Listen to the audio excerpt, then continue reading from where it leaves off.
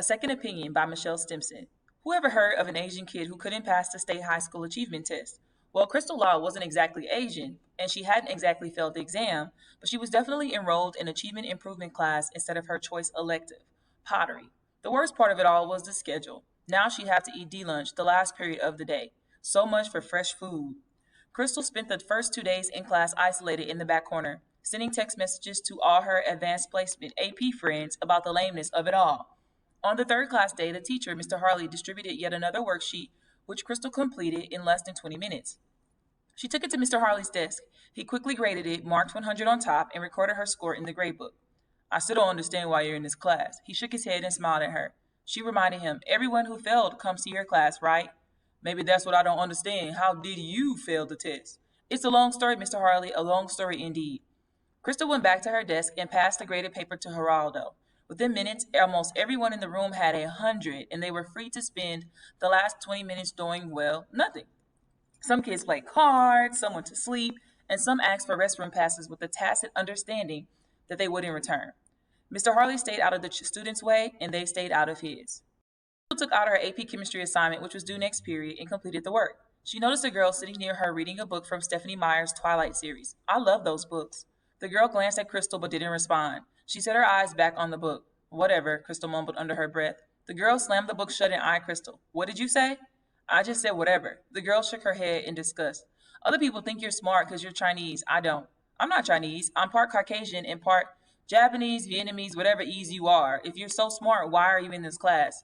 Crystal shrugged. I never said I was smart. Yeah, right. I've seen you hanging around the AP kids in the library, stuff like that. And you coming here making everyone stupid by giving out answers. Well, I, for one, don't want to cheat, okay? I can make my own 100. Her eyes flashed with anger as she flipped deep brown bangs away from her face. What's up? Did I do something to you? I don't even know your name.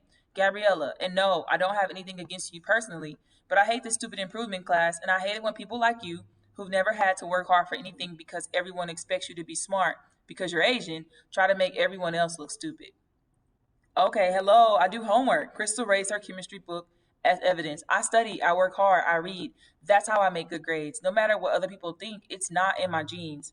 I do my work and I make good grades too, but I still failed the test last year, Gabriella fumed. Crystal thought for a moment. Anyone who actually enjoys reading probably had what it took to pass those stupid tests.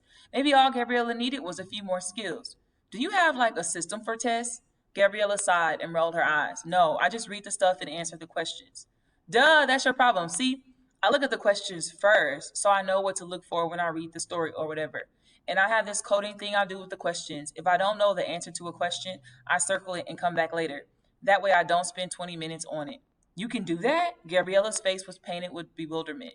Yeah, if I don't know the answer to number 7, I just skip it for the moment. Sometimes when I get down to number 12, it helps me figure out number 7. That's what I mean by having a system. Here, let me show you some more tricks. For the next 10 minutes, Crystal rattled off a list of strategies she used to help herself pass tests, whether she actually knew all the answers or not. Gabriella took notes and asked questions, probing Crystal's mind and even getting hints on other tests like the SAT and ACT. Where'd you learn all this stuff?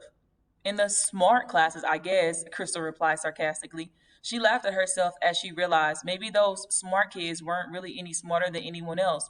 Maybe they just knew how to beat the test. So now tell me, Gabriella ordered with sarcasm in her tone, why do you fail? I didn't answer one single question because the day before the test, I was diagnosed with cancer. Gabriella gasped and put her hand to her heart. Oh, my chetos. You're what? It's a Spanish thing. Crystal shrugged. I don't know. I figured what's the point if I'm going to die? But you're not dead. You don't even look sick. I'm not sick. We got a second opinion. The first doctor was wrong. I had this other weird syndrome. Nothing life threatening, but I do have to stay on top of my symptoms. I'm glad you're okay. Gabriella's voice was laced with sincerity. Crystal laughed. Yeah, me too. You know what, Gabriella? I think you should get a second opinion too. Just because you're in this class doesn't mean you're stupid. Trust me, if doctors can be wrong, teachers can be wrong. She nodded toward Mr. Harley and both girls giggled. They're just reading test results that aren't always accurate. As expected, Crystal performed well on the next test and was released from Mr. Harley's class.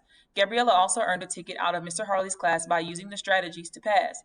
Now that they were both out of achievement improvement, there was little chance they would see each other. Most of Crystal's classes were in a separate wing of the school building, but every once in a while they ran into each other during a lunch. Crystal would tease, I see you staying out of Harley's class. I see you're staying alive. Gabriella passed a friendly glare. The end.